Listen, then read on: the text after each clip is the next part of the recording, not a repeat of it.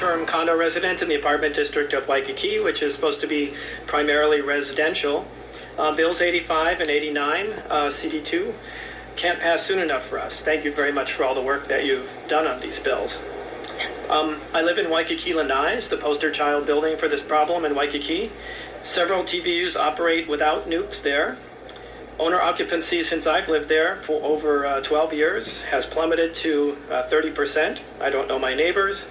Illegal TVU operators in the building ignore the DPP, challenge residents who report them, and have now taken over the board of directors and are threatening the previous board of directors, which would include me, with lawsuits for trying to take action against them in the past.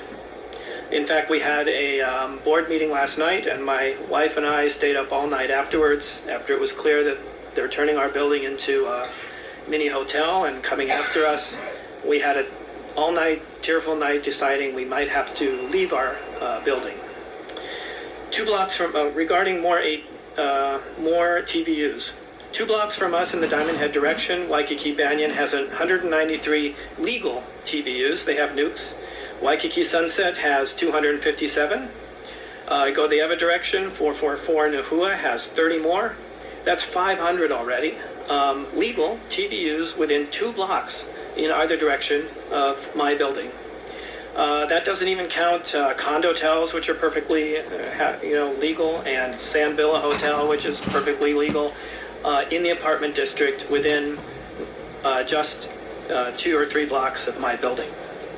We're happy to live with these legal operations, but we have had enough with illegal TVU operators in an area that's zoned primarily for residential use. If you believe that there should be some breathing room for regular people to live in Waikīkī, then please preserve our little strip of residential properties along the Aloha. We just want to keep our homes, and we want the law to be obeyed, and we hope that the city will keep its promise, which is inherent in the zoning of our little strip of Waikīkī. Thank you very much for everything you've done on these bills. Okay, questions? All right, any other testifiers?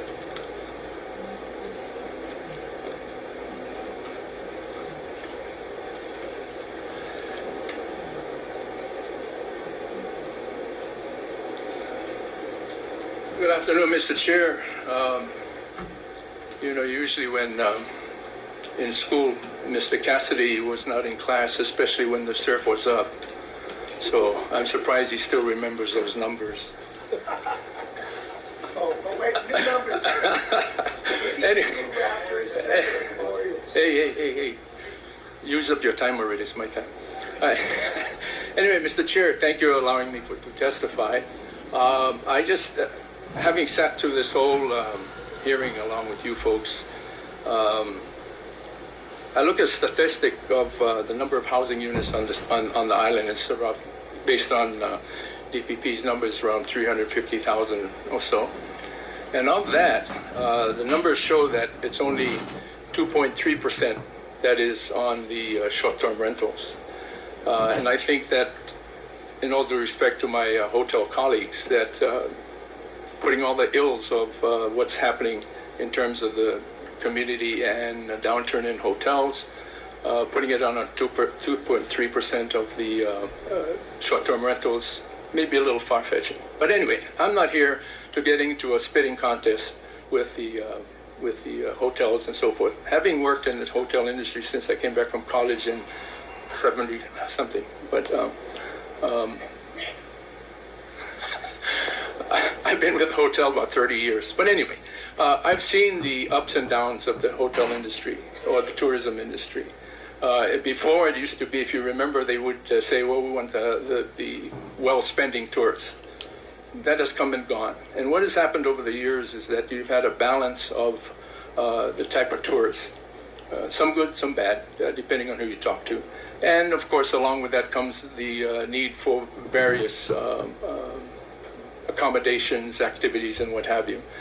And one of the things that I've noticed over the years is that the local experience for tourists is what a lot of them want. And I think that's why you see the proliferation of the SDRs over the islands. With that being said, we support regulation, a cap and regulation of the SDRs. We understand that it is a part of the fabric of tourism, and it's an important part. It's a small part, but important, just like everything else. And we need to at least provide that balance to the industry so that it will take care of the ups and downs.